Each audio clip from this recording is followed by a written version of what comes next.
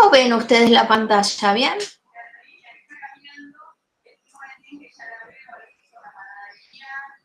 ¿Me escuchan? Sí, se ve bien, se ve bien. Ok.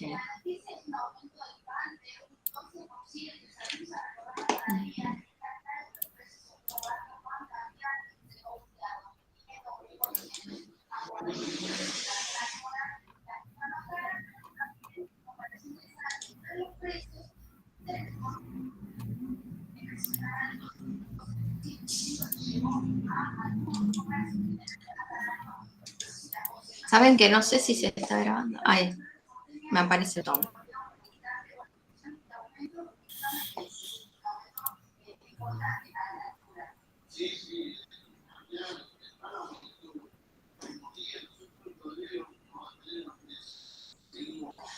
Se baja la grabación, ¿no?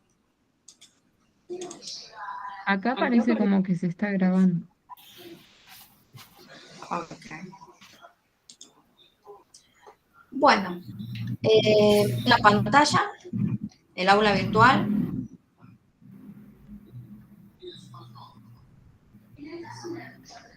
Levanten el micrófono.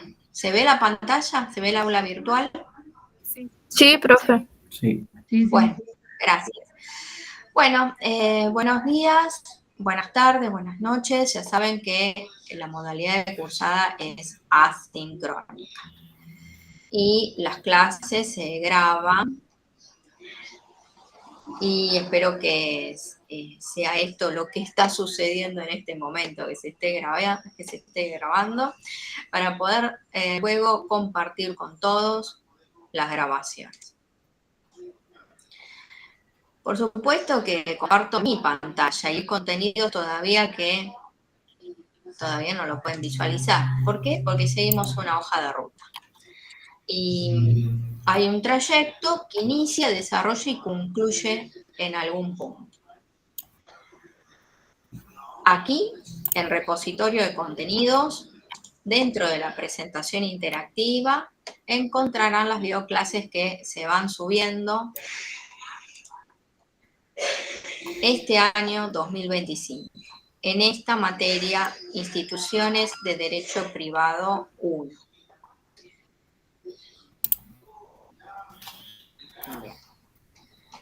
Retomamos y compartí con ustedes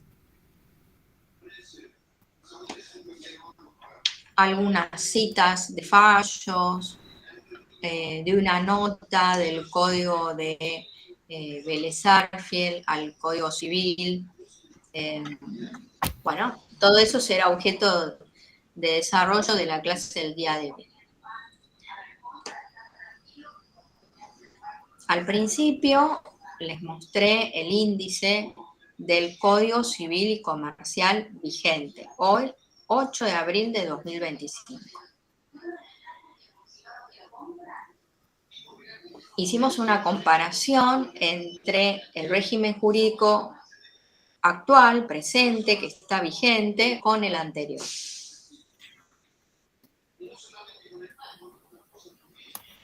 La cita a esta nota del Código Civil, al título cuarto, distinguiendo entre derechos reales y personales, no es casual, sino que tiene una explicación. ¿Por qué? Es que no podemos pasar por alto las distinciones entre derechos reales y derechos personales.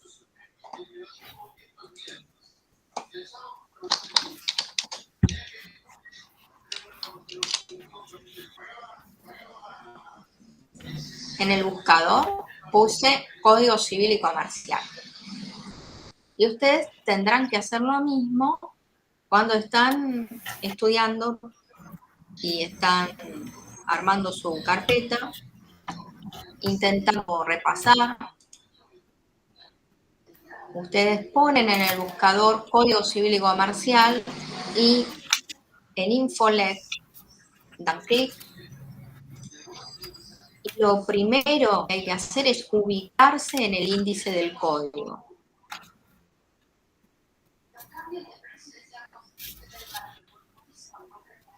¿Dónde están los temas? Previsualizar el contenido.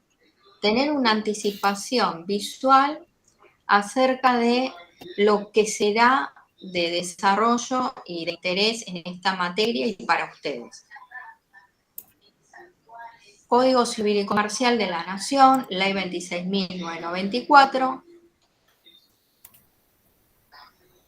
De todo el índice hemos señalado lo que es de interés en esta asignatura, que congrega distintas carreras de esta facultad. Bueno, siempre hay un título introductorio, el libro primero, la persona humana, la persona jurídica, hechos y actos jurídicos. Del libro primero, ¿qué es la persona? Clasificación, atributos, ¿qué caracteriza a las personas? La distinción entre entes públicos y privados, hechos y actos jurídicos. Bueno, libro segundo no, libro tercero sí, que es básicamente el módulo 2 y 3 de esta materia. Obligaciones en general y los contratos. El contrato paritario, el contrato de consumo y el contrato de adhesión. El libro cuarto es de derechos reales. Y aquí yo les indicaba, bueno, hay distinciones que hacer entre unos y otros. Nos detenemos en las comparaciones entre derechos reales y personales y ahí, y nada más. De todas formas, repasamos. El libro cuarto, Derechos Reales, va desde el artículo 1882 al 2276. Los derechos reales son creados por ley, son taxativos, son numerus clausus, son los que indica el Código Civil y Comercial. El libro quinto no, y del libro sexto el concepto de prescripción y el plazo general más amplio de 5 años. Algo de prescripción lo expliqué en clases anteriores porque lo traje de ejemplo para explicarles el concepto de instituciones y que hay cuestiones que son de orden público, de interés general, que exceden el interés meramente particular entre privados. Bueno, entonces, de aquí la selección de esta nota al Código Civil de Vélez, que distingue entre derechos reales y personales.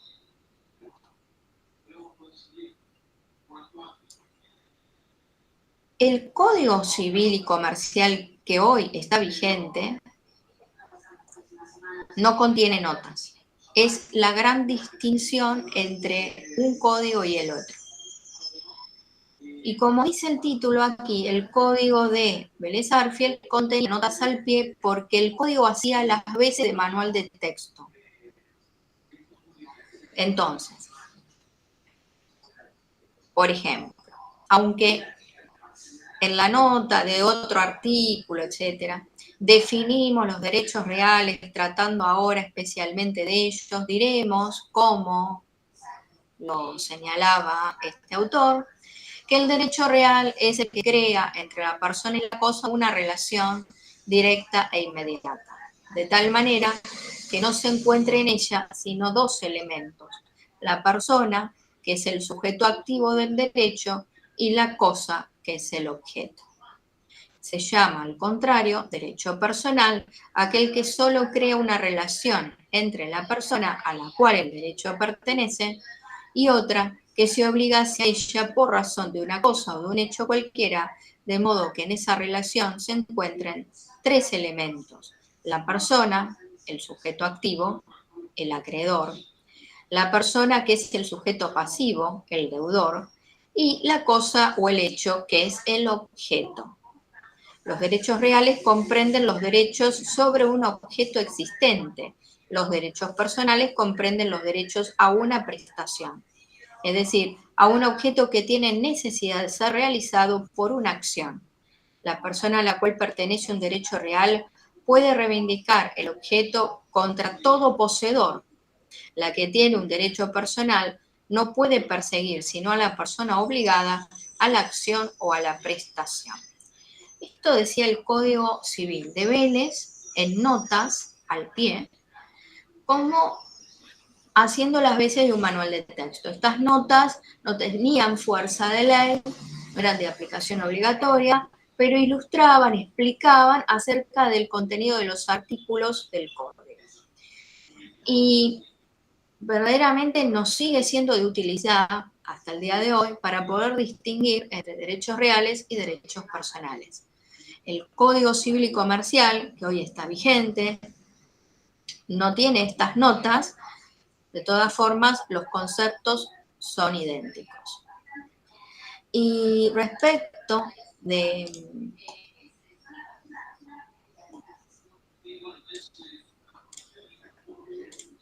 estas distinciones entre derechos reales y personales, a través de una pizarra les voy a mostrar dónde ubicamos estos temas.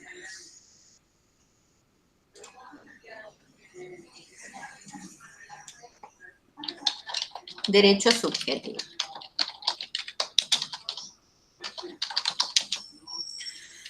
El derecho subjetivo es la facultad que el ordenamiento jurídico le reconoce a una persona para poder exigir el cumplimiento de una determinada prestación,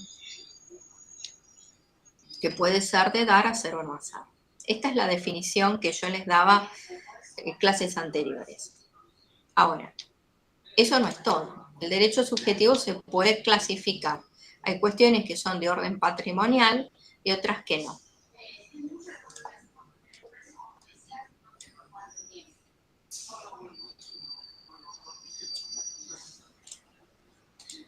Dentro de las cuestiones de orden patrimonial económico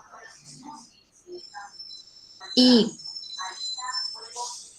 considerando también lo que sería un perfil, ¿no? Una perfilación, una programación que está más en relación con los contenidos programáticos en esta y en una articulación con otras materias que ustedes están cursando y pensando ya en su competencia profesional. Bueno, nos vamos a detener en las cuestiones de orden económico-patrimonial, dentro de los cuales están los derechos personales y los derechos reales. Ahora, en estas comparaciones entre derechos reales y personales,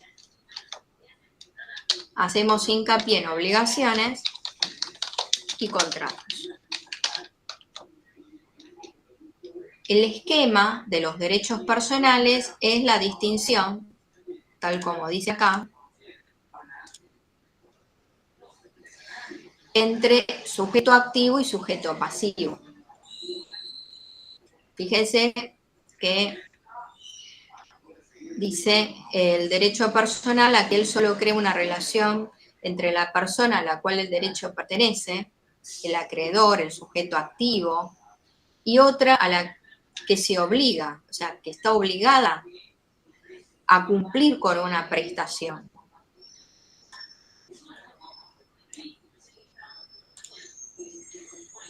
Esto no sucede con los derechos reales, que dice, los derechos reales comprenden los derechos sobre un objeto existente. Entonces, la persona a la cual un derecho real le pertenece puede reivindicar el objeto contra todo poseedor. Imagínense ustedes en su relación con el celular. les pertenece. Esa es la cosa, el objeto de su pertenencia. En esa relación persona-celular, reivindica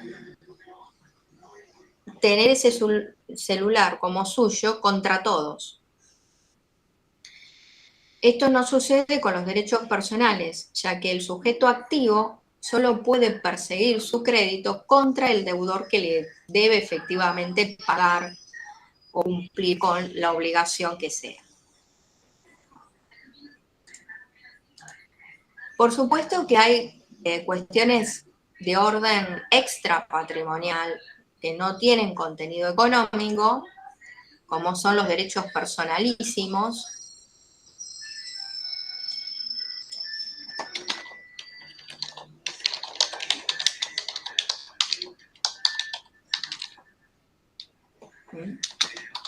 No tienen contenido económico.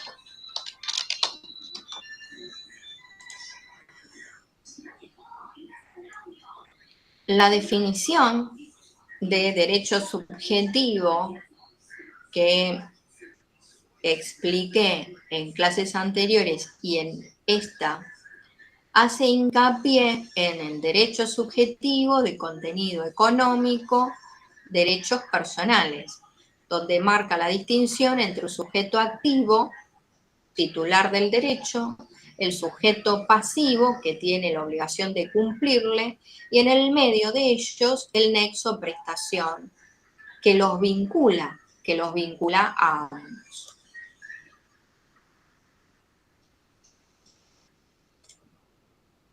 Compartí con ustedes este resumen, síntesis, unas líneas de un fallo judicial de la justicia civil en el año 1982, que forma parte del repertorio del derecho tomo 17, y dice: entre las limitaciones impuestas al dominio privado en el interés público está la relativa a la construcción de edificios, que se establece no solamente en razón de la seguridad del edificio y de las exigencias de salubridad para los moradores o vecinos, sino también por motivos de orden estético, altura, arquitectura, líneas de estilo, etc. Por eso se entendió que no existe ningún dominio que carezca de restricciones, pues lo acompañan normalmente. Este fragmento acompaña lo que fui explicando en clases anteriores acerca del concepto de instituciones, de derecho positivo, de la clasificación de derecho positivo que distingue entre el derecho privado y el derecho público. Pues bien, el derecho positivo es el derecho vigente. El derecho vigente, hoy, 8 de abril de 2025, es este Código Civil y Comercial y toda otra norma que nosotros vamos a buscar, chequeamos y está efectivamente vigente, es de cumplimiento obligatorio. El Código Civil y Comercial entró en vigencia, reúne las materias civiles y comerciales en un solo cuerpo normativo y regula diferentes cuestiones, entre ellas las sucesiones, el matrimonio, el dominio, el usufructo, diferentes tipos de contratos, acerca de la persona, la capacidad, los actos jurídicos, qué debe contener los documentos públicos y qué otras cosas tienen que contener los instrumentos privados, en fin, todo lo que regula este código. Y después hay otras leyes que están vigentes que hay que ir a chequear, actualizaciones, modificaciones, artículos que se han sustituido y demás, que son de cumplimiento obligatorio hoy, 8 de abril de 2025, eso es derecho positivo. Y hay una distinción a nivel pedagógico, didáctico, que distingue entre derecho privado y derecho público, que, bueno, es motivo de diálogo, de debate, de contrapunto entre los autores, porque no hay un parámetro universal general para indicar esto de orden privado y esto de orden público. De hecho, este código contiene cuestiones que hacen al interés particular, por ejemplo, entre dos cocontratantes en un contrato de compra-venta, pero también ese contrato de compra-venta que se celebren está rodeada o bordeada por cuestiones de interés general que hacen al interés público y que ellos en su contrato no pueden modificar. Entonces tenemos ejemplos muy nítidos, por ejemplo, el derecho penal, el derecho procesal, el derecho administrativo, el derecho constitucional, que ubicamos dentro del derecho público, y otras cuestiones que están en una zona gris, que podríamos decir esto es de orden privado y esto no. El Código Civil y Comercial marca cuáles son las cuestiones de interés general, de orden público, que bordean la libertad de contratación, ya que no hay ningún derecho de carácter absoluto. Los derechos son relativos. Primero porque al ejercer mi derecho no puedo dañar el derecho de otros. Debe haber en la convivencia un margen de tolerancia. Podemos tener pretensiones incompatibles entre sí que no están previstas por el orden legal, pero bueno, podemos llegar a consensos, a acuerdos, y así va evolucionando todo. Los derechos no se pueden ejercer de forma irregular, abusiva, arbitraria, y hay un parámetro en el cual nosotros nos podemos mover en libertad sin dañar el derecho de otros. Y cuando se produce el daño, hay obligación de responder. Por supuesto, cuanto mayor conocimiento, titulaciones, experiencia, mayor el grado de responsabilidad. No es solamente tirar unos cuantos datos o información, sino también asesorar, prevenir, informar y actuar de buena fe como profesionales.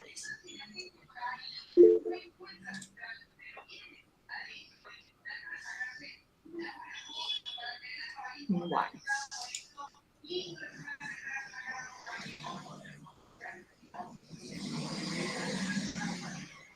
Y más abajo, acá, van a encontrar una cita a unas sentencias judiciales que se dictaron allá en el año 1983, donde se desarrolló la importancia de la manifestación de la voluntad. Y estos conceptos, aunque fueron trabajados allá en el año 83, y hay otro acá que cité en el año 82, y estoy citando también el Código de Vélez, que está derogado, pero solo en cuestiones de doctrina, es decir, que explican conceptos que hasta hoy están vigentes y que son parte del contenido de esta materia y que se siguen explicando exactamente igual, y que es eso: el derecho personal, los derechos reales.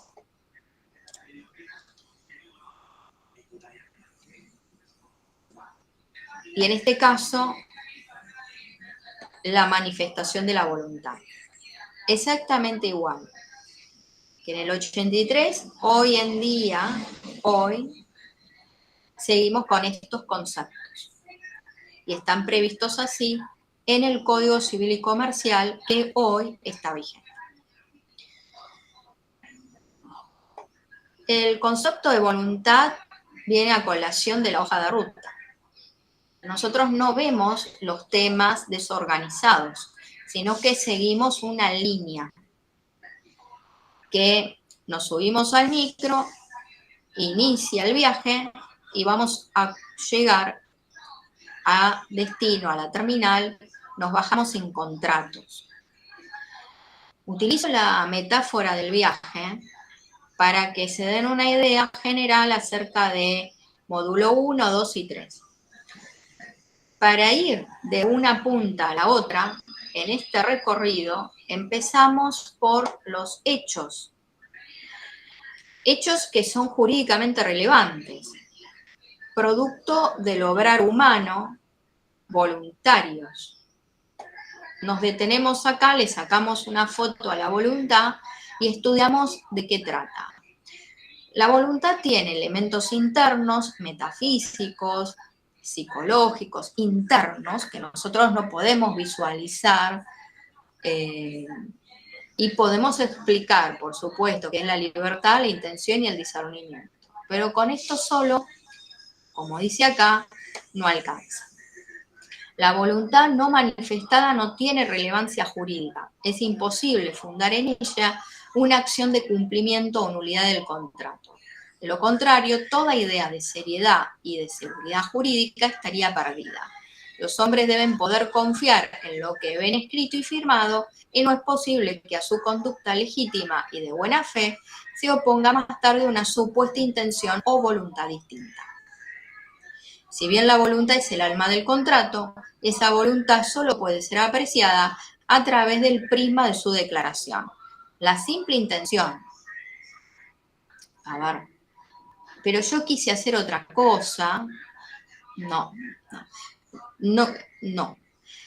La simple intención no manifestada carece de virtualidad jurídica, porque para anudar la compleja y sutil trama de relaciones jurídicas, los hombres necesitan una base cierta, segura, concreta, que no puede ser otra que su declaración. Es claro que por declaración de voluntad no debe entenderse tan solo las palabras dichas por escrito, sino también toda otra conducta, proceder, que de acuerdo con las circunstancias y apreciada de buena fe, permite inducir la voluntad de obligarse. Bueno, de aquí distintas cuestiones. Vamos a ir al título cuarto del libro primero, parte general. Hechos y actos jurídicos. Profesora, Sí, decime. disculpa, le había mandado un mensaje ahí en el chat de mensajes de que me faltaba escribir algo que había escrito en el Paint. ¿Lo puede mostrar de nuevo? Mira, yo te cuento. Como estoy trabajando con diferentes pantallas, ventanitas y demás, siempre habiliten el micrófono. Porque si no, no estoy siempre atenta al vale, chat. discúlpame. Es importante porque así nos organizamos mejor. Pero decime, ¿cuál es la pregunta? Si me puedes decir. La de si puede poner la pantallita de Paint. La que había escrito el de derechos subjetivos, derechos personales, derechos personales. Está bien. ¿Sabes? No, estoy un poco preocupada con esto de la grabación porque acabo de ver que se detuvo o que no está grabando.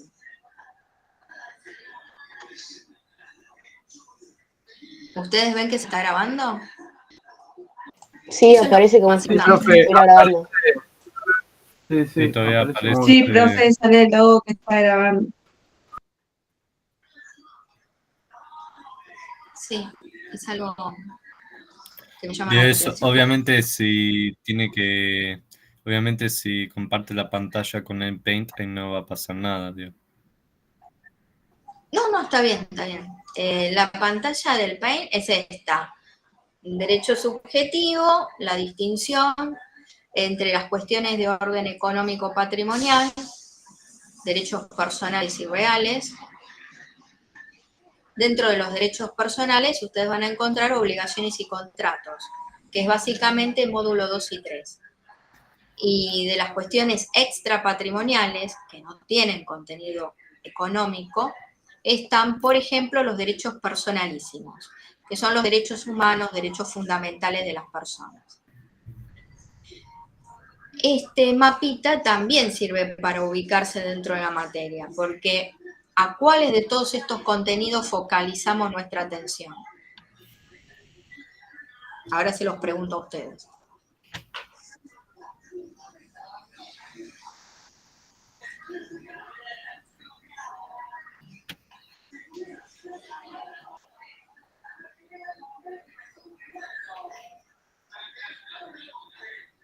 Los escucho. A ver.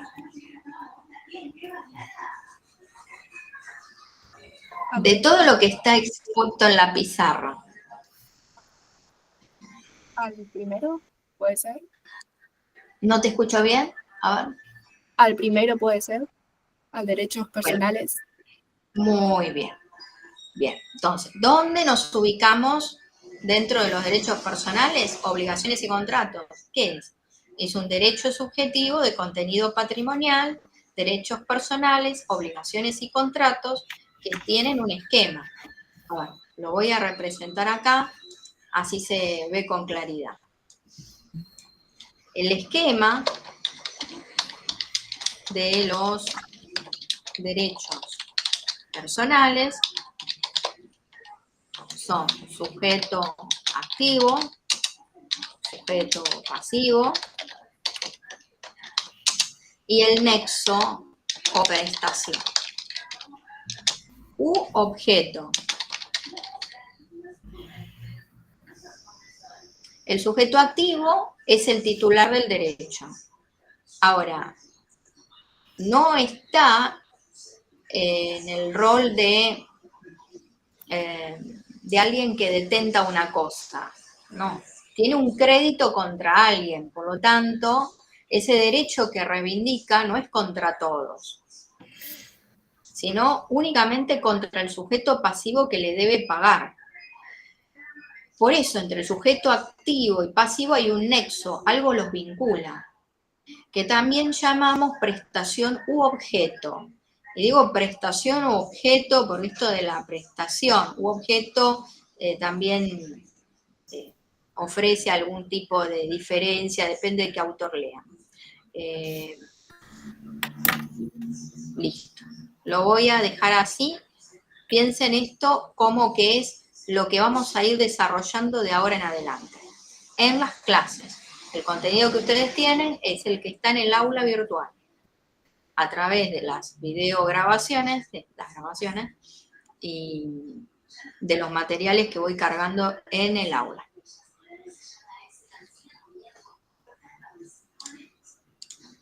La comparación entre derechos reales y personales, ¿cuál es? Se lo pregunto a ustedes. Ustedes me dicen. Acá la nota del código de Vélez está. Lo dice. Pero a ver, por ahí con sus palabras me pueden decir la distinción entre derechos personales y derechos reales.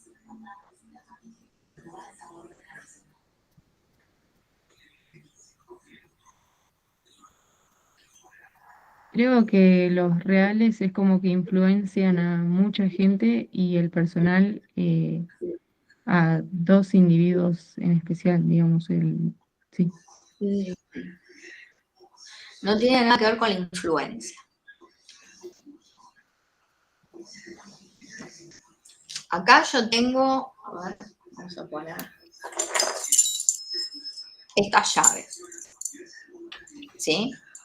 Esto es mío. Y esto lo reivindico contra todos. Dominio. Acá está. Esto es derecho real, porque es mi relación directa e inmediata con una cosa que detento, que es mía, de mi propiedad, y lo reivindico contra todos. Otra es firmar un contrato de compra-venta. Yo soy la vendedora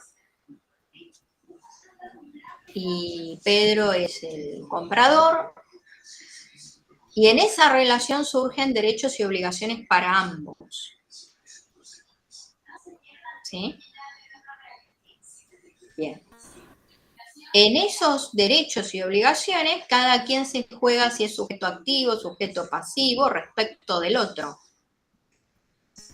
Y no contra terceros. Estamos hablando de el sujeto activo y el sujeto pasivo en el marco de ese contrato de compra-venta que han firmado. Entonces no reivindico mi derecho de vendedora contra todos ustedes. No, es solamente contra quien firmé contrato. Ahí está la diferencia entre derecho personal y derechos reales. ¿Se entendió?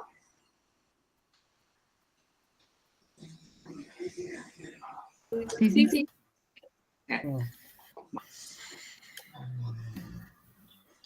Y respecto de este fragmento, ¿entendieron? ¿Cómo distinguen cuestiones de orden público de otras de interés meramente particular? ¿Qué es esto de el derecho es relativo, no es absoluto? No puedo hacer exactamente como poder se puede hacer de todo, pero hay sobrevolando una amenaza de sanción. Si yo transgredo la norma, viene una consecuencia legal. No todas las consecuencias legales son de carácter punitivo. Otras son de carácter pecuniario, económico. Así que, sí, como poder se puede hacer de todo en el marco de una libertad que tampoco es absoluta, porque el tema aquí es no perjudicar los derechos de otros, un marco de tolerancia que hace posible la convivencia, eso tiene que existir entre nosotros, y por otro lado, quien causa un daño tiene que repararlo. Nace la obligación de responder, obligaciones. Y la responsabilidad cruza todo el ordenamiento jurídico. En ese contrato de compraventa que celebré con la otra persona, y bueno, hay cuestiones que hacen al interés nuestro, pero hay otras que no se exceden y que hacen al interés general. Y respecto de la voluntad, bueno, la voluntad es el alma del contrato.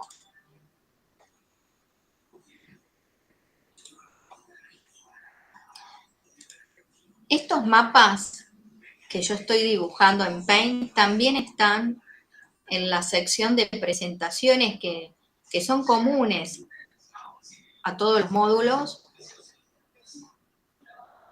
cuadros sinópticos que serán explicados en clase.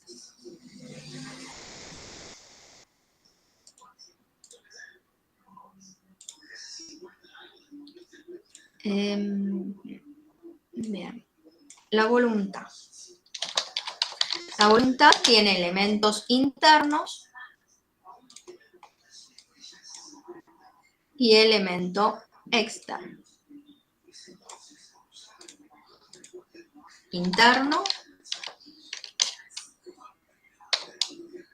y externo. ¿Cuáles son los elementos internos de la voluntad?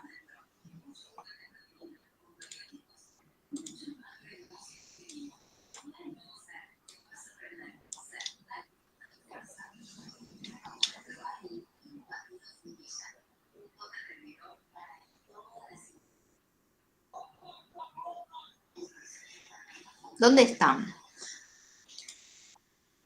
¿Qué son?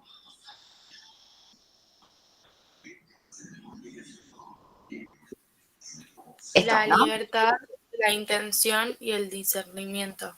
Muy bien. La libertad, que es la posibilidad de optar entre distintas posibilidades.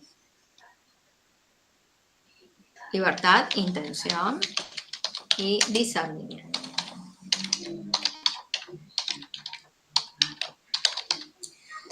Y el externo es un medio exterior por el cual la voluntad se manifiesta. Puede ser por escrito, pero también la conducta tácita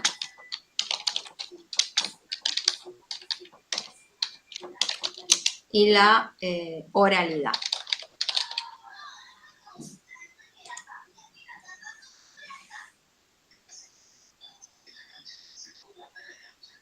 Hay cuestiones que el Código Civil y Comercial te indica hay que celebrarlo por escrito, hay que celebrarlo por instrumento público, bajo pena de nulidad.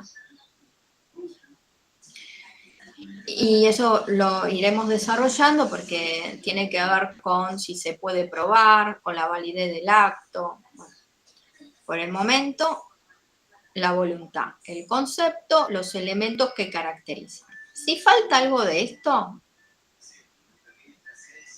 no hay voluntad. Si falta algún elemento interno o el elemento externo, no hay nada. Y la voluntad es importante, es el alma del contrato. Dice, bueno, ¿qué significa?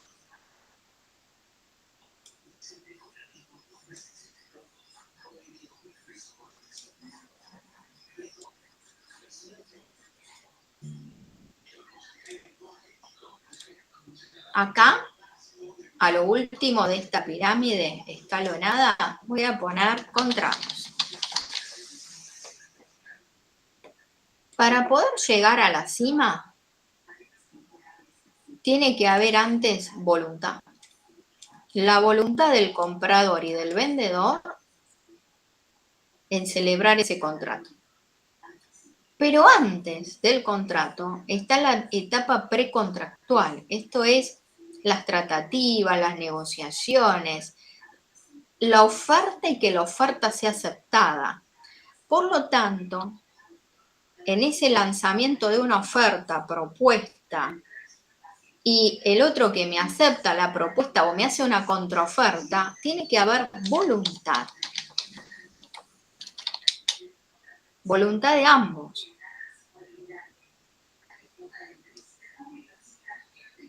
Y hasta ahí no tengo contrato, porque uno hace una propuesta, el otro hace una contraoferta y no tengo contrato. Tengo gente que está negociando entre sí, nada más. Tiene que haber voluntad, libertad, intención y discernimiento en cada uno y un medio exterior por el cual la voluntad se manifiesta. La aceptación y la oferta son recortes que podemos estudiar de forma independiente, individual, cada una, y que va a ser necesario para lo que viene después. Lo que viene después es el consentimiento, sin el cual no hay contrato. ¿El consentimiento qué es? La aceptación lisa y llana de la oferta, es decir, sin peros. Me hace una propuesta y yo la acepto. Hay contrato, hay un acuerdo, hay una convención. Y a partir de ahí, todo lo que nos rige será a partir del contrato. Y algunas cuestiones que están más allá, que son de interés general. Por eso, la voluntad es el alma del contrato. ¿Dónde vamos a encontrar estas cuestiones?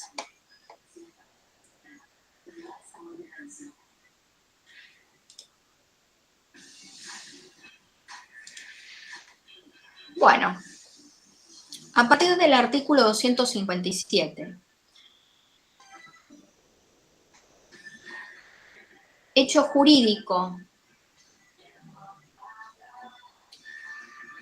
El hecho jurídico es el acontecimiento que, conforme al ordenamiento jurídico, produce el nacimiento, modificación o extinción de relaciones o situaciones jurídicas.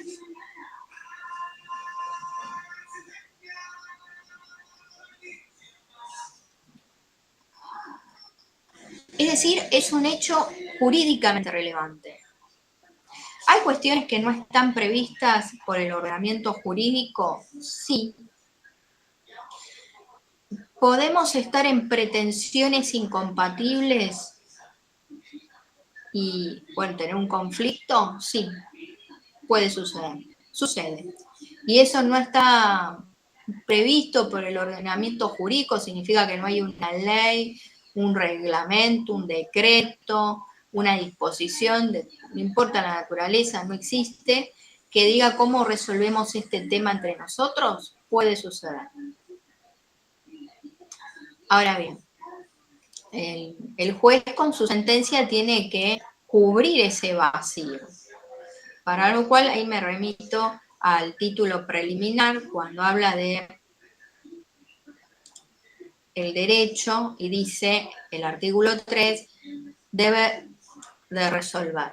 El juez debe resolver los asuntos que sean sometidos a su jurisdicción mediante una decisión razonablemente fundada. Además, todo lo que no está prohibido está permitido, artículo 19 de la Constitución Nacional. Bueno. Los hechos jurídicamente relevantes.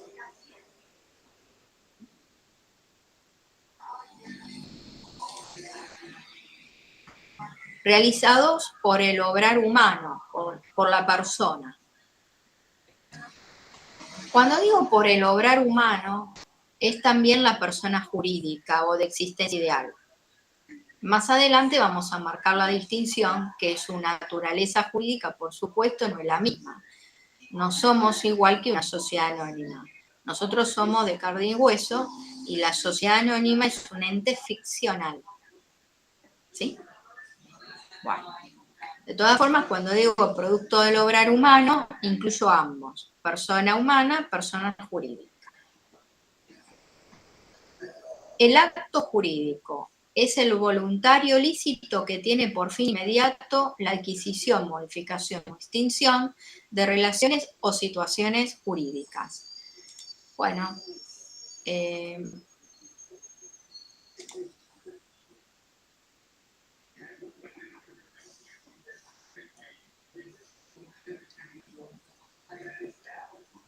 el mapa. Para llegar al concepto de acto jurídico que está acá, tengo que atravesar todo esto. Hecho humano, voluntario, lícito. Porque de lo contrario no hay acto. Es como meter en el horno como para que me salga un bizcochuelo. Si no tengo todos estos ingredientes, me va a salir otra cosa, pero el bizcochuelo no. Entonces, los ingredientes para la receta es hecho humano, voluntario, lícito, acto jurídico, contrato. Y esto es importante recorrerlo todo completo para llegar al acto de contrato.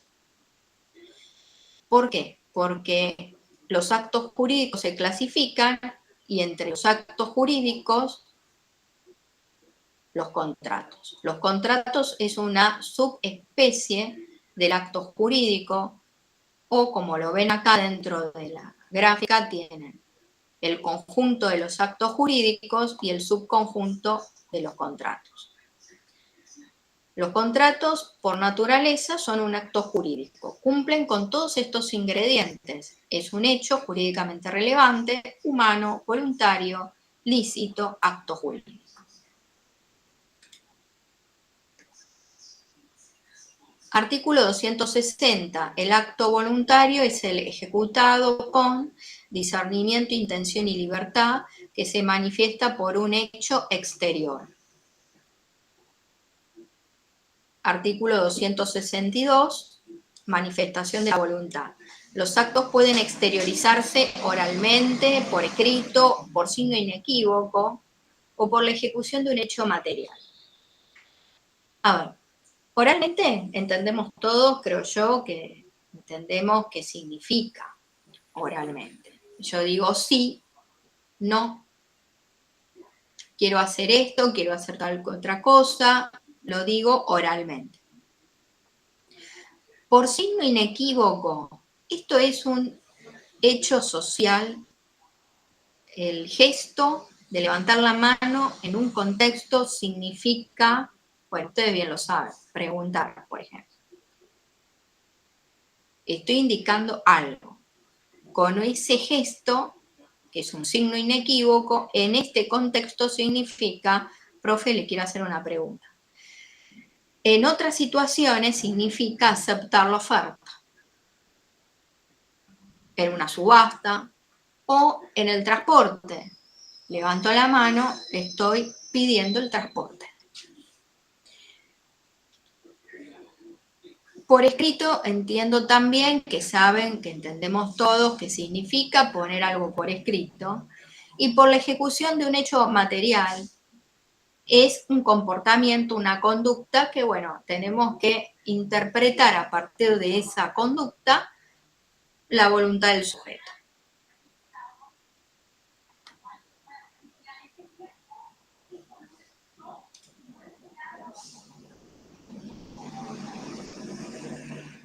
Bueno.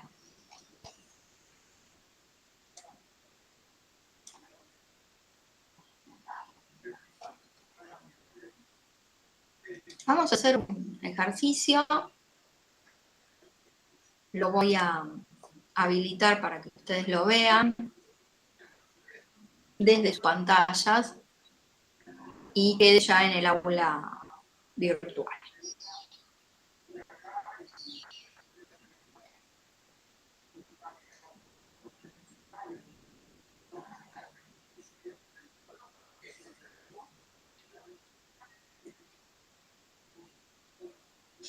Profe, ¿esta semana va a habilitar un trabajo práctico? No tengo pensado un trabajo práctico. ¿Alguna actividad que vamos a empezar a hacer hoy acá en clase? Ok.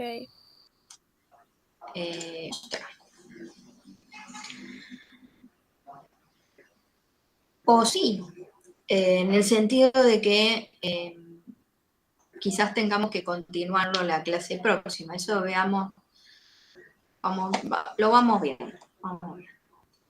El ejercicio consiste en armar una composición con las palabras que están acá en estos recuadros. A ver, alguien que lo lea en voz alta.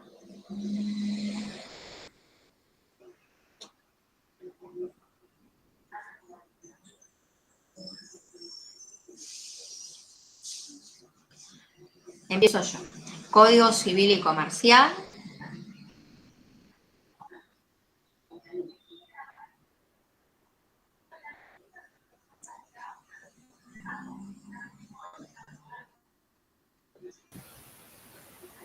Perdón, ¿ya lo habilitaste en el coso? En el... Tenés que refrescar la página.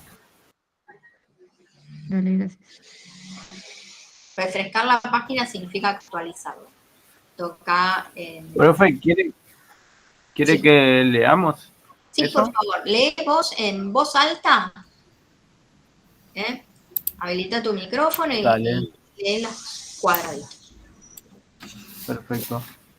El primero, Código Civil y Comercial, libertad de contratación, orden público, derecho positivo, derecho público y privado, costumbre, contratos, fuentes, instituciones, hechos, conceptos esenciales, sujeto de derecho, persona, persona jurídica, atributos, capacidad, objeto, principio de especialidad, preinscripción, acto jurídico, empresa, analogía, aplicación suplementaria, Supletorio. perdón. Sí. Ley General de Sociedades, Ley 24.240, normas prescriptas, Prescriptivo. pago, buena fe. ¿Continuó? ¿Sí? Sí. Deber jurídico, información de fondo o sustantivas, hoja de ruta, obligación, responsabilidad, sanciones y orden legal. Orden legal. Bueno, estos conceptos son los conceptos introductorios que forman parte de lo general. Algunas cuestiones quizás hay que remarcarlas un poquito más, eso es lo que voy a hacer ahora. Y la actividad consiste en valerse de estas palabras para armar una composición. Código Civil y Comercial. A ver, y yo les pregunto a ustedes, ¿qué me pueden decir del Código Civil y Comercial?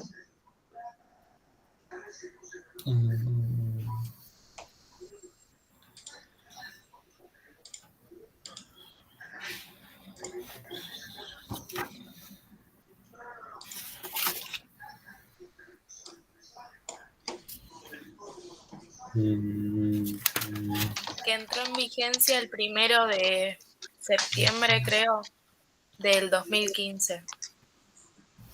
Entrada en vigencia. De agosto. Muy bien.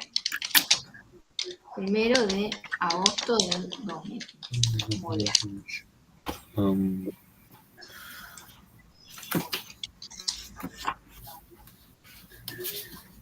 ¿Qué es el código?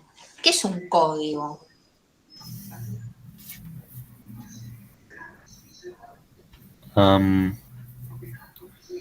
¿Código sería?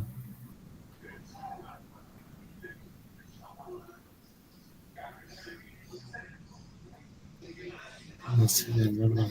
El código es lo que está compuesto. Es un conjunto sistematizado de normas que está plasmado en papel. Bueno.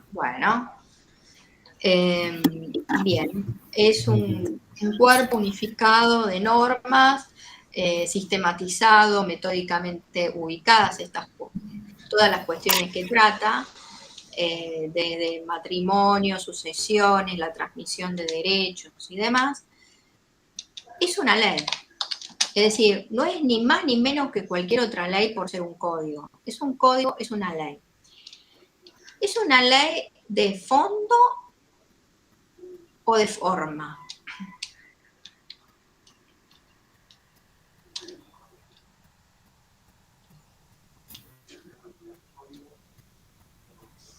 De fondo. Sí, de fondo. Es de fondo. O sustantivo. Es lo mismo. Es decir,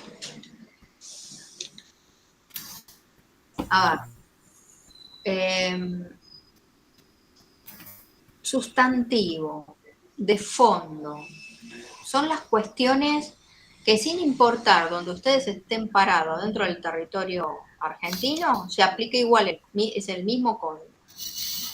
Pero hay cuestiones que son de forma o adjetivas que califican dependiendo del lugar donde estén. Eso va a variar por la jurisdicción. Hay tantas cuestiones de forma o de procedimiento como jurisdicciones locales hay en el país por el principio de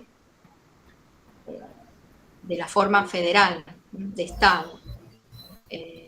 ¿Sí? Bueno, entonces el Código Civil y Comercial es un cuerpo unificado de materias civiles y comerciales, que entró en vigencia el 1 de agosto del 2015 y que es una ley de fondo sustantiva. Bueno, muy bien, ya basta. Bien. Libertad de contratación. ¿Qué podemos decir de la libertad de contratación?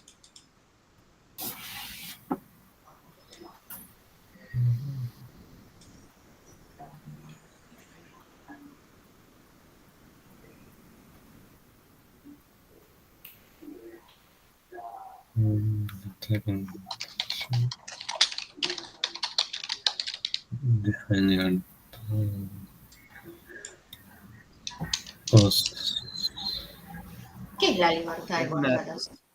Es lo que dejaría. ¿Es una ley privada de Argentina? No.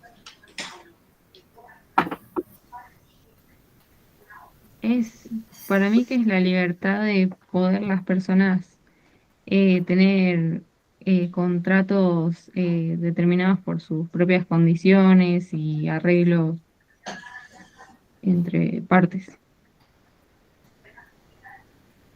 Sí, estaría bien.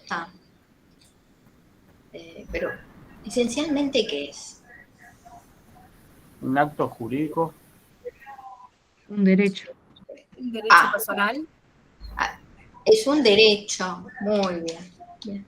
Es un derecho reconocido por ordenamiento jurídico. Ese ordenamiento jurídico está encabezado por la Constitución Nacional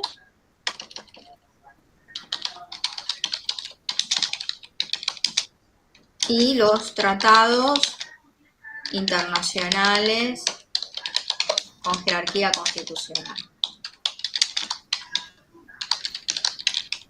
Bueno. Ahora, ¿este derecho es absoluto, es relativo? Los escucho.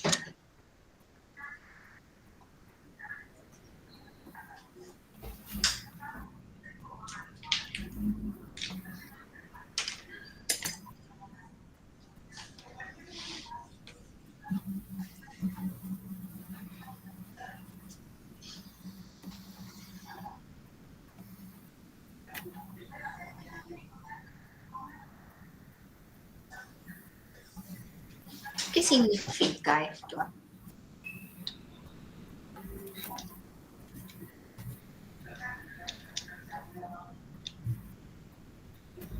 ¿Es absoluto?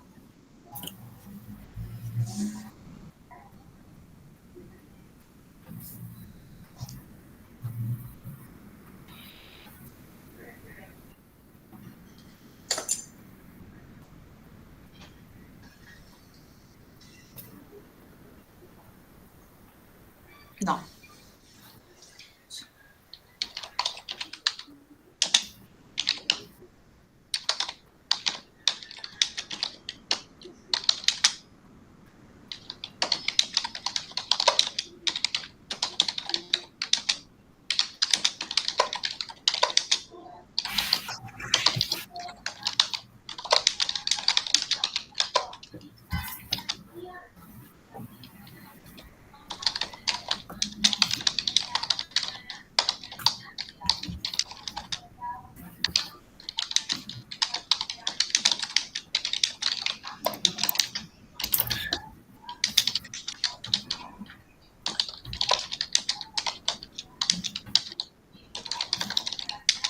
Bueno, es un derecho contorneado, como cualquier otro, por el interés general. Hay cuestiones indisponibles para las partes, existen normas imperativas de orden público que las partes en sus convenciones no pueden modificar. Como por ejemplo,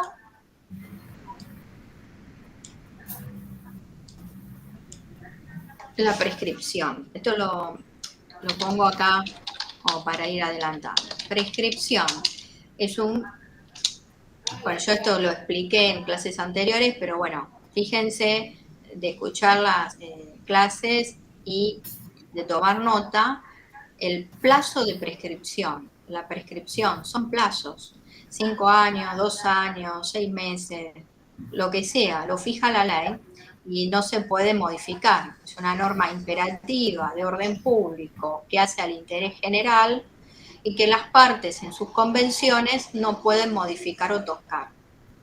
Si el plazo general es de 5 años, es de 5 años. En ese plazo me podrán reclamar, por ejemplo, una deuda.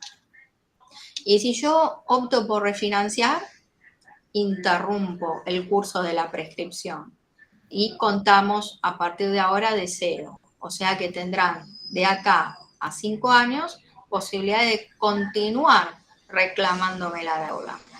Esto es en el marco legal, el plazo de prescripción de 5 años y causales que son de interrupción y de prescripción que te indica el código.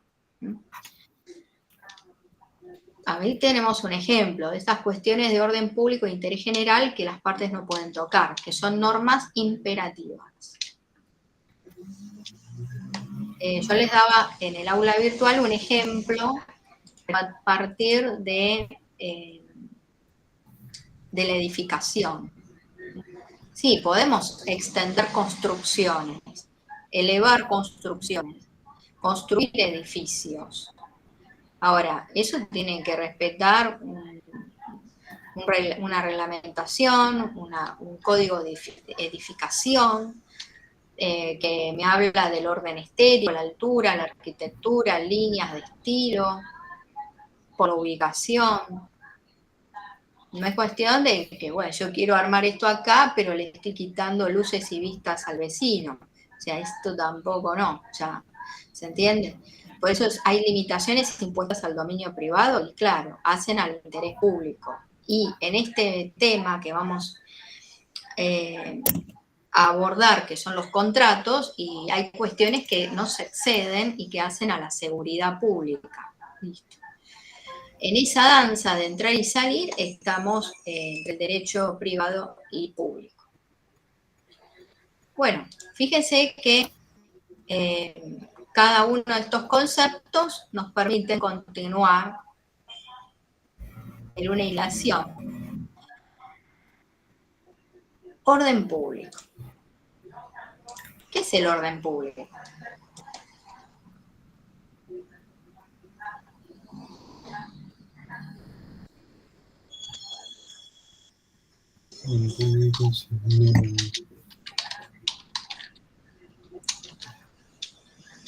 Es el conjunto de normas y leyes que garantizan poder tener orden social.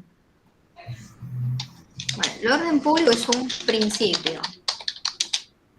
Es un principio general del derecho y un principio nos permite interpretar normas, aplicarlas y también en la elaboración de las normas, estos principios, este y otros tantos, están ahí presentes para indicar el norte hacia donde hay que ir en todo el trayecto, desde la interpretación y aplicación de una ley a una situación en particular, o nosotros al momento de la redacción de contratos, que hay un marco general, una norma imperativa que no podemos tocar, y otras cuestiones, dependiendo del rol en el que ustedes estén en un futuro, bueno, que hace a la elaboración de un reglamento, a la redacción de un contrato, y esto va a estar presente.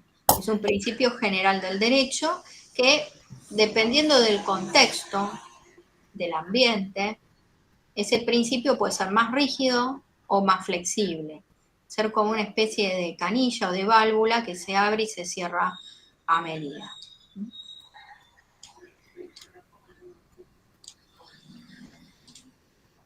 Orden público. Derecho público y privado.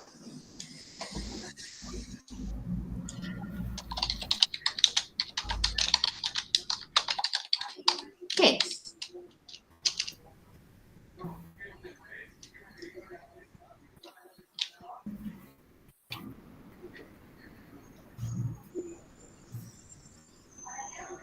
Ustedes me dicen.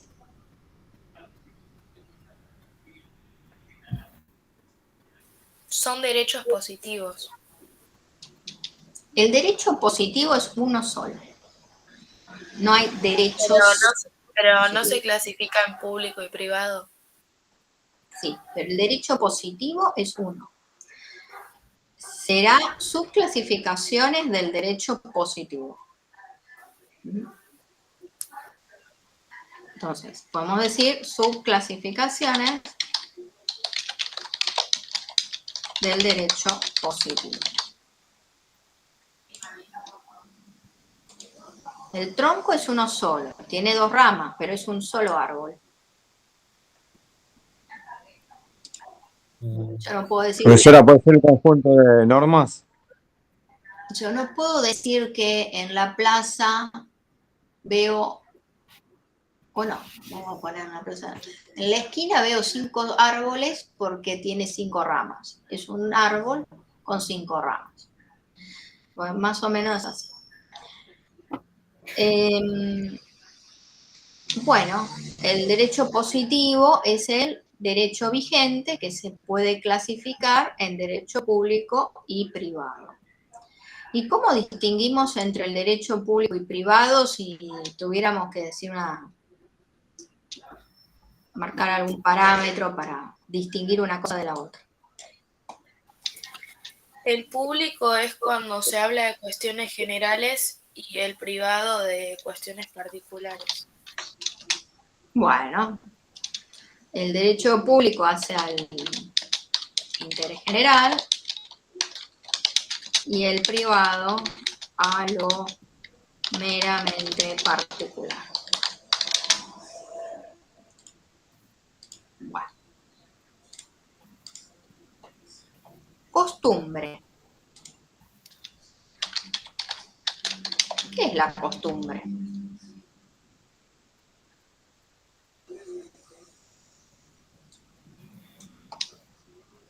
Serían las costumbres comunes que tiene la población.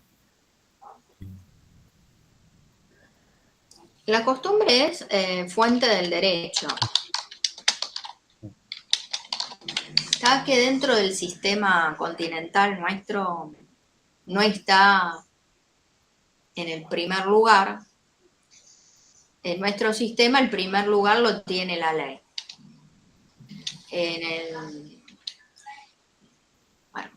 En otros sistemas el papel principal lo tiene la costumbre jurídica.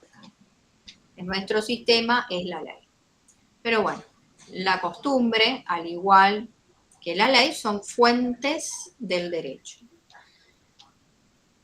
Y se caracteriza por un elemento externo y otro interno.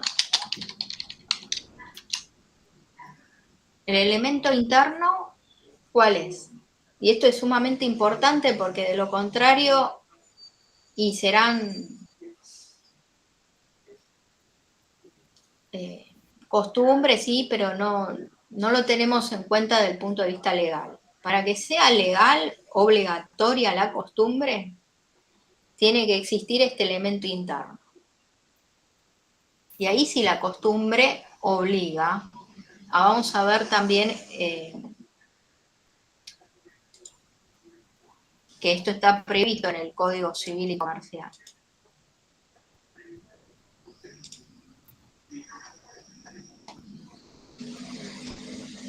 La costumbre son prácticas, conductas repetitivas, se hacen de generación en generación, del origen no se sabe por qué empezamos, pero se va haciendo, se sigue. Eso es un elemento externo, es observable. Vemos que la gente se comporta o se conduce de una determinada forma. Pero hay un elemento interno que es determinante y hace a la obligatoriedad de la costumbre. Que cada quien lo hace con la convicción de que es vinculante, es obligatoria. No lo indica ninguna norma escrita, no está en el código, pero lo hacemos porque tenemos la convicción de que hay que hacerlo porque nos obligan. El artículo 1 del Código Civil y Comercial nos dice que los usos, prácticas y costumbres son vinculantes cuando las leyes o los interesados se refieren a ellos o en situaciones no regladas legalmente, siempre que no sean contrarios a derecho.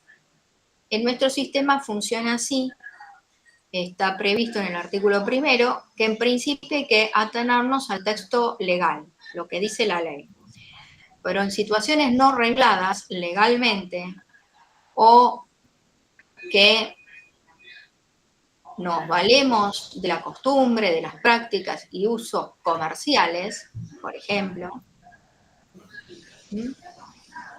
o que la ley se refiera directamente al uso y práctica comercial,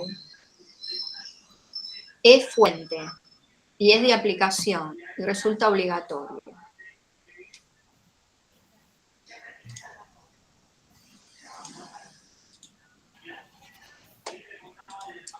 Bueno, contratos.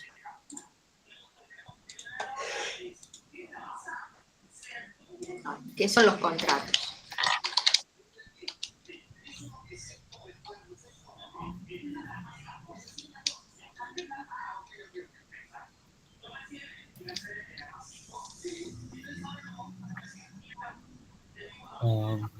Serían...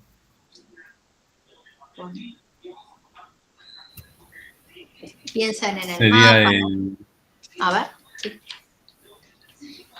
Sí. Te escucho. Yo quizás sería, el contrato sería lo que está pactado cuando una persona va a tener un derecho o los contratos que posee ese derecho que la persona tiene. Digo, Ay, discúlpame. No se enrollen. Un acuerdo, profe. Un acuerdo entre dos partes. Un acuerdo. Bien. Partimos de ahí. Es un acuerdo o convención. Tiene que haber dos o más. Por naturaleza jurídica es un acto jurídico porque es un hecho jurídicamente relevante producto del obrar humano voluntario, lícito, acto jurídico. Bien.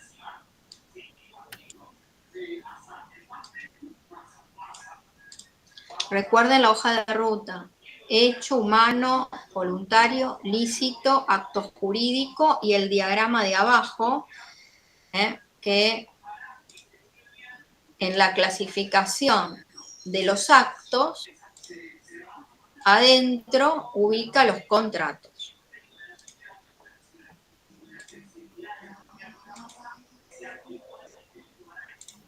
Bueno, continuamos. A ver, ¿qué dice? Fuentes.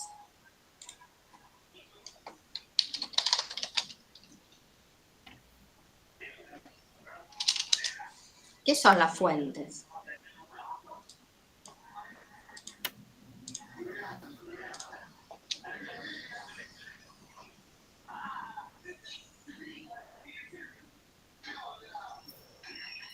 Es lo que nos permite dar a conocer el derecho positivo vigente del país.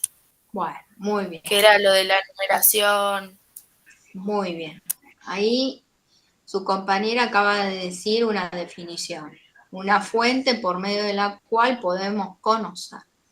Y después hay otras. Están fuentes materiales, fuentes formales, fuentes de carácter histórico, documental. Se pueden clasificar, les recomiendo el texto de Adriana Quintano, que está en la sección de actividades y lecturas sugeridas, donde ella trabaja dos cuestiones. Una es la distinción entre derecho público y privado, y la otra es la clasificación de fuentes del derecho. En esta pizarra, ¿qué fuentes hemos citado?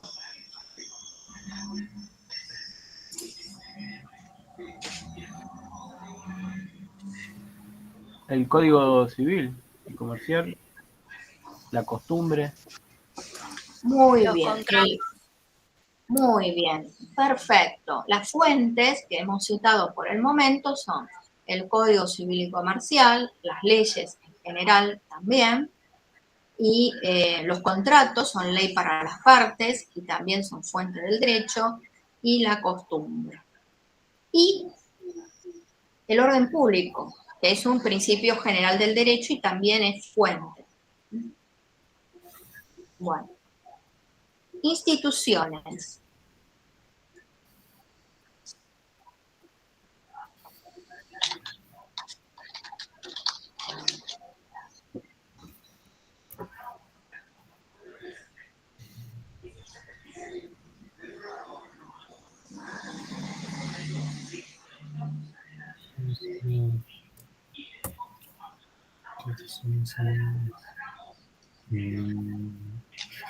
¿No?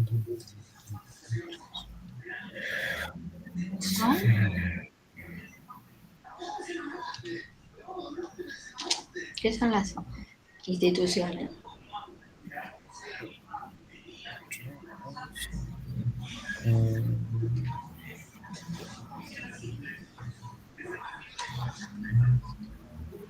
sí.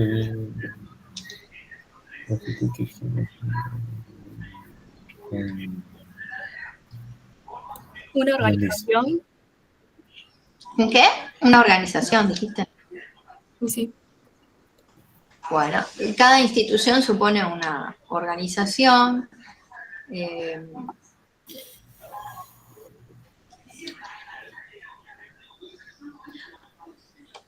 ¿Para qué existen?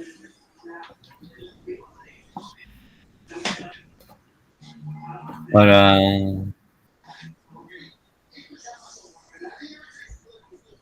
controlar o regular los derechos o supervisarlos. Bueno, las instituciones permiten encauzar conductas. Son entes con misión y valores,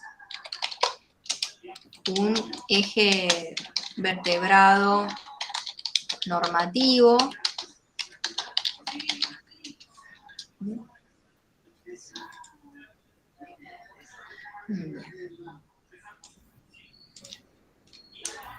esa definición incluso está en el programa, en la parte de fundamentos. Ahí van a encontrar la definición de instituciones que fui explicando clases anteriores. Hechos. ¿Qué son los hechos?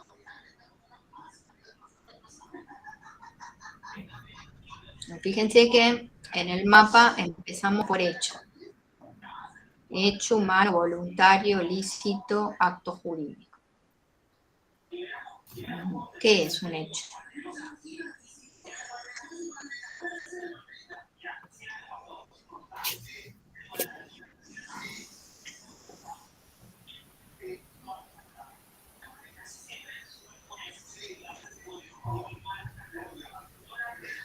Una situación, profe, una situación que produce un acto jurídico. Bueno, una situación, una ocurrencia, un acontecimiento, un suceso. Un evento. Un evento. Bueno, muy bien. Ahora, de todas esas situaciones, ocurrencias, eventos, sucesos, algunos son simples hechos y otros tienen una relevancia, un peso jurídico que permite que se desarrolle todo este viaje, ¿no? Dentro de esta asignatura, para llegar a contratos, tengo que detenerme en Juan y Pedro firmar un contrato. Es un hecho jurídicamente relevante, producto del obra humano, voluntario, lícito, acto jurídico, contrato. Conceptos esenciales. Con esto quiero referirme a conceptos que independientemente de la materia o especialidad o rama jurídica, siempre van a estar. Conceptos que bueno, al estudiar una materia de derecho es como... no podrían faltar. Lo mismo que si estudiamos matemática y, bueno, números reales, complejos, naturales.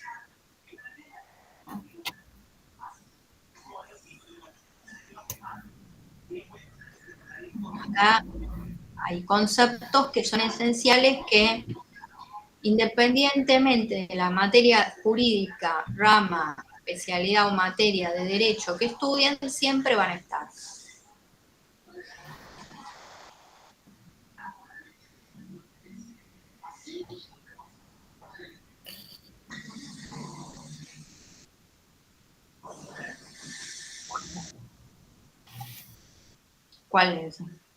¿Cuáles les parece a ustedes? Puede ser un poco de lo que veníamos hablando, los conceptos de acto jurídico, hecho jurídico, algo así. Sí, ¿y cuáles otros que están en esta pizarra? Por ejemplo, sujeto de derechos, persona, atributos, capacidad. ¿Y cuáles otros? el deber jurídico, que lo puse acá, responsabilidad, obligación,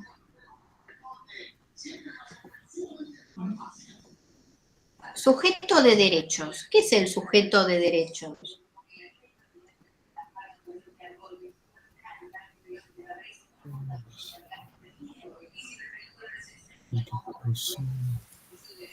Es el ente que tiene la capacidad para adquirir derechos y contraer obligaciones. Bueno, muy bien. Adquiere derechos y contrae obligaciones. Persona. ¿Qué es la persona?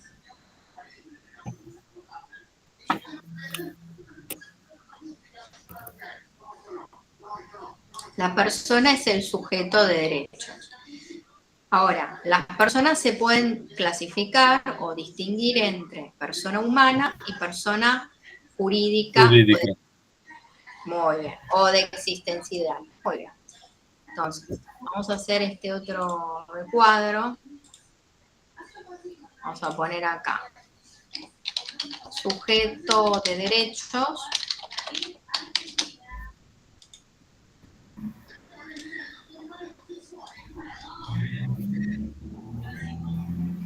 Persona.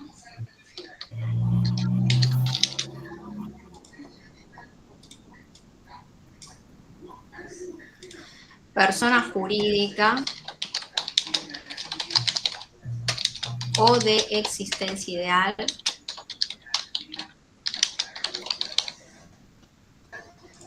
Y acá me detengo para, a su vez, para distinguir, ¿no? Que hay entes públicos y entes privados.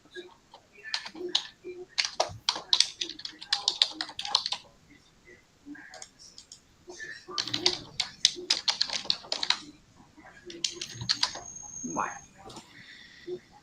¿Qué caracteriza a la persona?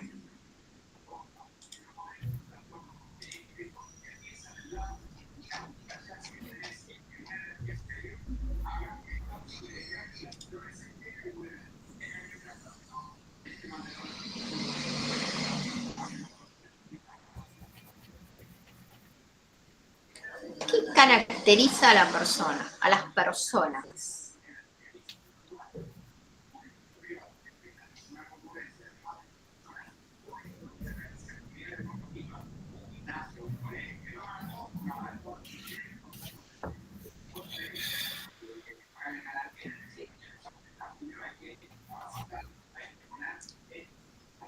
El nombre, el domicilio, el patrimonio, el objeto.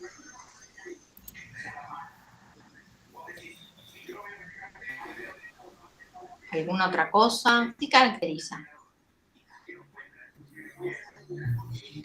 La definición que dio su compañera está en el artículo 141.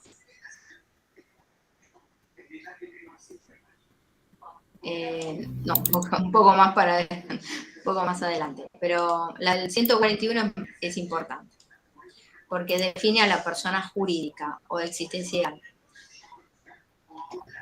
Básicamente la misma definición. Son todos los entes a los cuales el ordenamiento jurídico les confiere aptitud para adquirir derechos y contraer obligaciones, porque son sujetos de derechos, son personas. Son entes ficcionales, pero son personas. Así lo dice la ley. Artículo 141. Tiene algo en particular que, bueno, que la distingue, que es el principio de especialidad, que lo iremos desarrollando. Pero bueno, sujeto de derecho es un ente que tiene la capacidad de adquirir derechos y contraer obligaciones. Ahí está la respuesta. Lo que caracteriza a la persona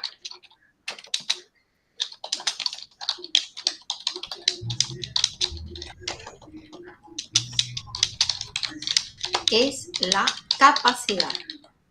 La regla es la capacidad, es la aptitud de adquirir derechos y contraer obligaciones.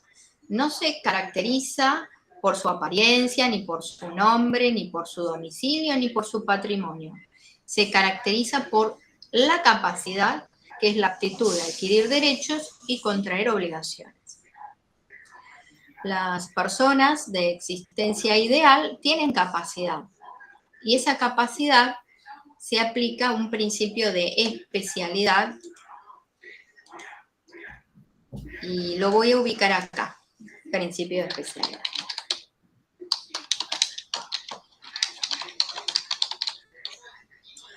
Bueno, artículo 141. Una vez que les di la definición de sujeto, de persona, la distinción entre persona humana y persona jurídica, lo que sigue es el artículo 141 en adelante, porque me interesa que ustedes sepan un poco más acerca de la persona jurídica, ya que la continuación a esta materia es sociedades. Bueno,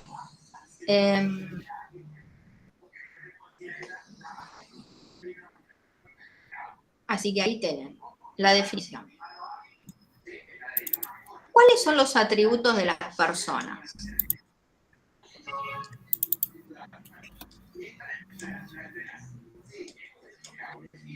Atributos de las personas. Hablo de personas humanas, de personas jurídicas, de existencia ideal, ¿sí? De todas las personas. Las personas tienen atributos y son la capacidad, en primer lugar, el nombre, el domicilio, el estado civil, cuando estamos ante personas humanas, el patrimonio.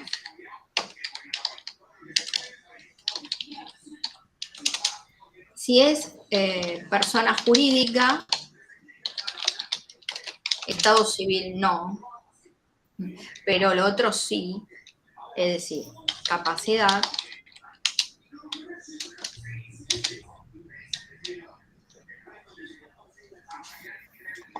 nombre, domicilio, patrimonio, objeto y el plazo de duración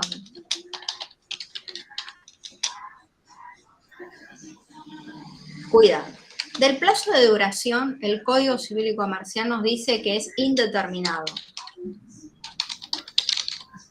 salvo que la ley indique que debe haber uno determinado. Y este es el caso de las sociedades reguladas por la 19.550, que en el artículo 11 dice que en el estatuto societario se tiene que prever el plazo de duración. El objeto es importante, es las actividades que se propone hacer la fundación, la asociación, la sociedad, y a partir del cual se acota la capacidad. A esto se llama principio de especialidad. Artículo 141. Son personas jurídicas todos los entes a los cuales el ordenamiento jurídico les confiere aptitud para adquirir derechos y contraer obligaciones, para el cumplimiento de su objeto y los fines de su creación. Esto se llama principio de especialidad.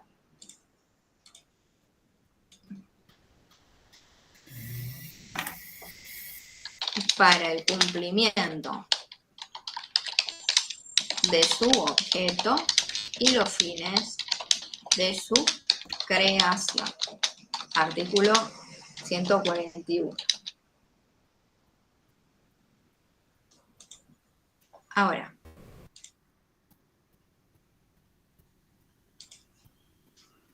personalidad diferenciada. La persona jurídica tiene una personalidad distinta a la de sus miembros. Esto significa que somos 5 y decidimos formar una SRL.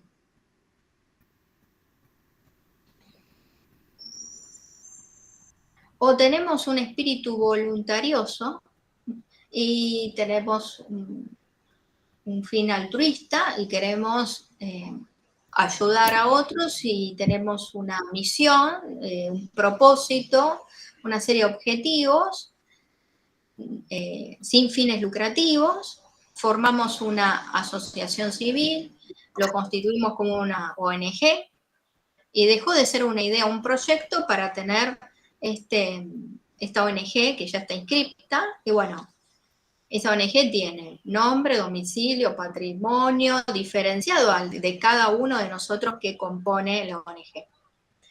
Lo mismo con la SRL o con cualquier otra persona jurídica que se forme, tiene una personalidad diferente, distinta a la de sus miembros. En adelante viene la clasificación de entes públicos y privados. El artículo 146 dice cuáles son entes públicos. El Estado Nacional, las provincias, la Ciudad Autónoma de Buenos Aires, municipios, entidades autárquicas, estados extranjeros, la Iglesia Católica Apostólica Romana. Y personas jurídicas privadas. Entre ellas, los consorcios de propiedad horizontal, las sociedades, asociaciones civiles, simples asociaciones, fundaciones, iglesias, confesiones, comunidades o entidades religiosas y mutuales y cooperativas. Y toda otra contemplada en este código o en otras leyes y cuyo carácter de tal se establece o resulta de su finalidad y normas de funcionamiento. Que participe el Estado sin importar cuál sea ese porcentaje de participación, no hace que el ente pase de privado a público. Y a continuación nos vamos a focalizar en los entes privados. Personas jurídicas de existencia ideal, entes privados.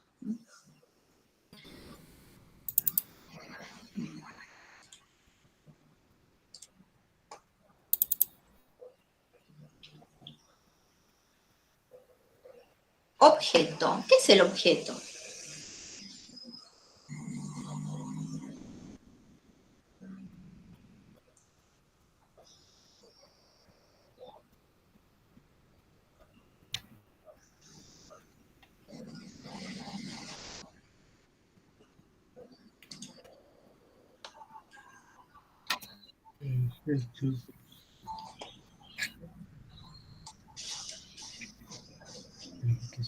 Voy al índice,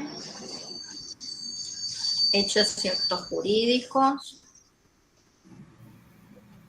objeto, artículo 279. Cuidado, este concepto lo mencioné en varias oportunidades. Es el mismo, sea que estudien acto jurídico, obligaciones o el atributo de las personas jurídicas. La definición es la misma. El objeto no debe ser un hecho imposible o prohibido por la ley, contrario a la moral y las costumbres, al orden público o lesivo de los derechos ajenos o de la dignidad humana. Tampoco puede ser un bien que por un motivo especial se haya prohibido que lo sea. Es decir, la actividad que se propone la persona jurídica no tiene que ser algo dañino, prohibido por la ley, la moral, las buenas costumbres, no puede dañar derechos de terceros, tiene que ser un hecho posible física y jurídicamente.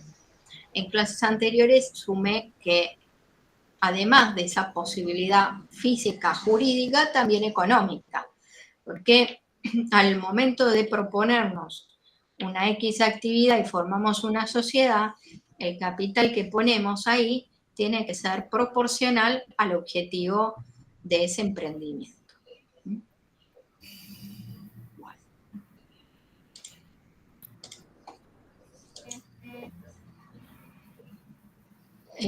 Bueno, principio de especialidad, ya lo expliqué, prescripción, acto jurídico, empresa, empresa, bueno, es una estructura organizacional, un objeto de derechos, objeto, y en el mapa conceptual que está al principio,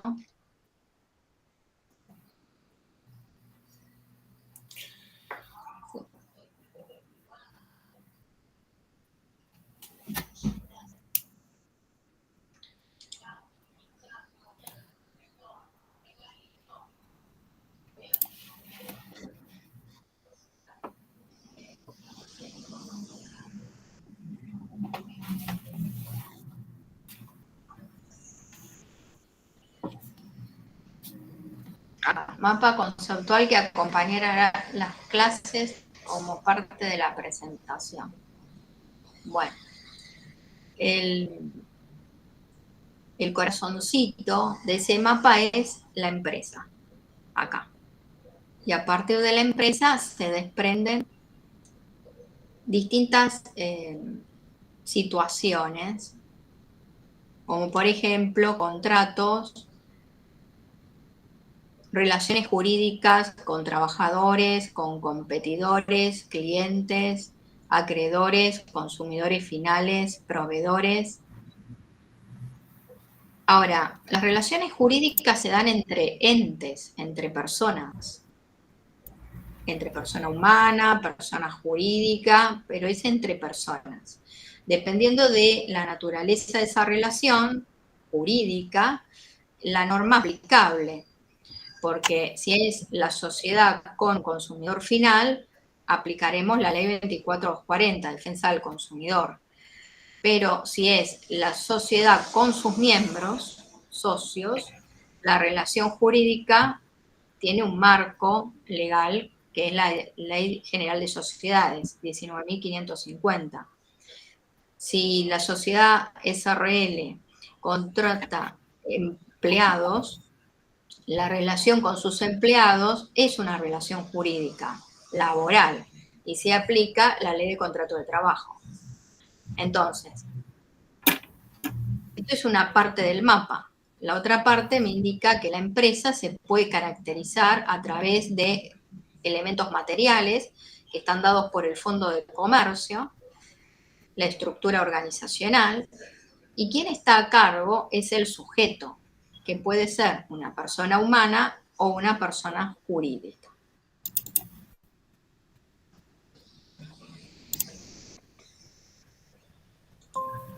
Bueno, y así sucesivamente vamos completando el listado de estos términos, palabras, conceptos que se pueden relacionar unos con otros.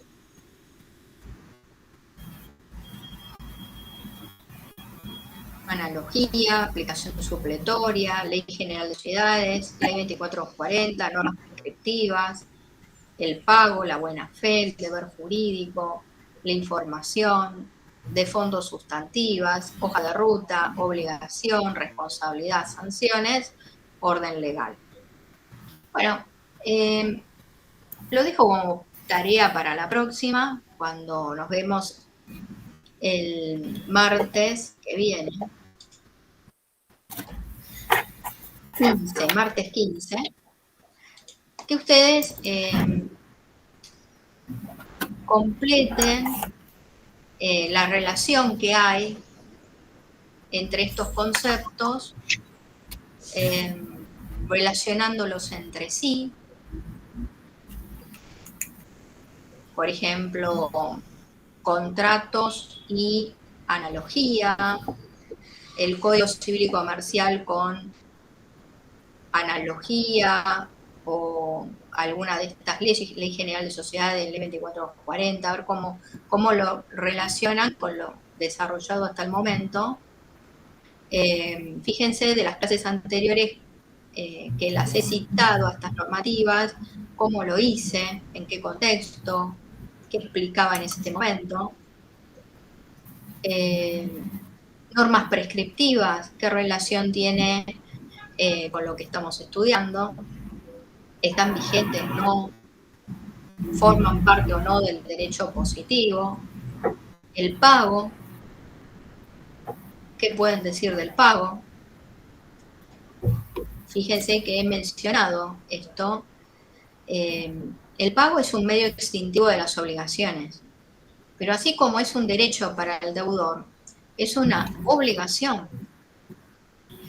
Y es un derecho-deber, sí, porque nosotros identificamos el deudor tiene que pagar, pero también tiene el derecho de pagar para poder liberarse de su obligación frente al acreedor.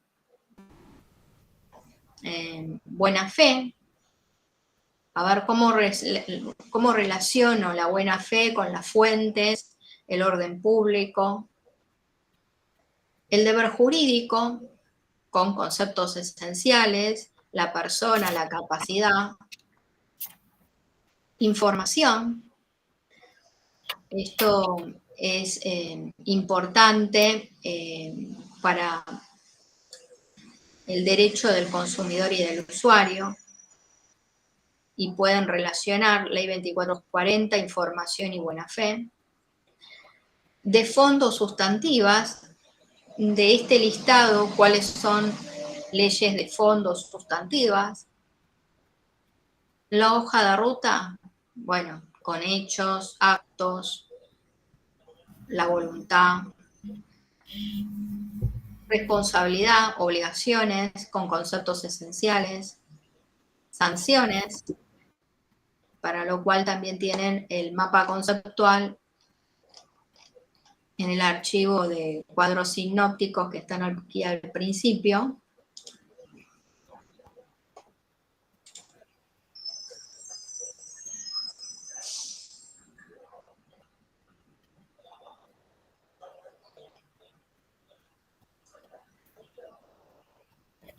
Profe, entonces tenemos que con cada tema que dice ahí, con cada cuadrito tenemos que, con lo que tiene adentro, lo tenemos que relacionar con otro. Claro, De tienen por que qué- de- relacionar estos conceptos entre sí.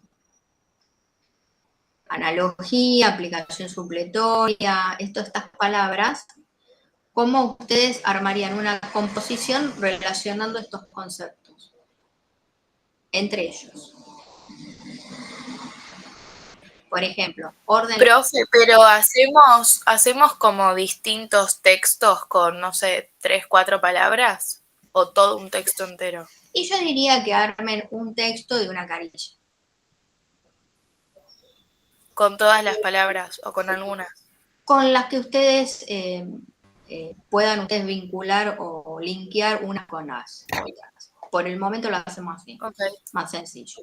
¿Sí? Bueno. Por ejemplo, encuentran 3, 5 de estas palabras, suficiente.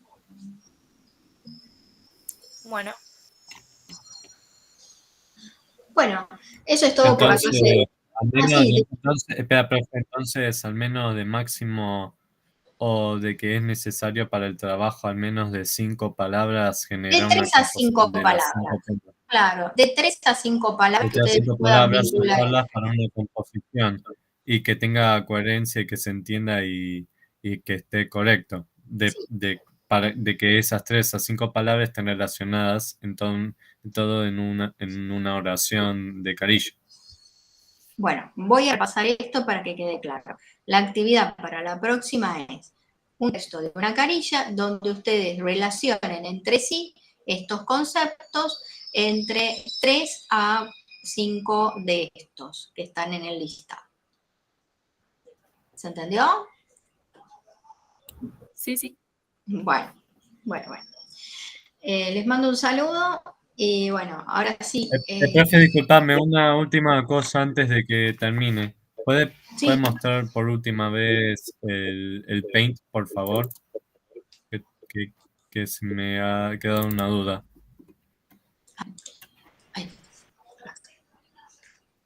Te escucho. No, es que quiero sacar una foto de lo que me faltaba porque si no voy a tardar. Está bien.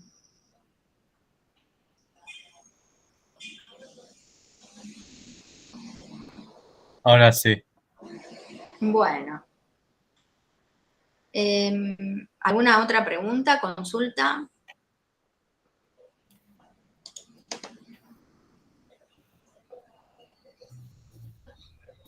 Bueno.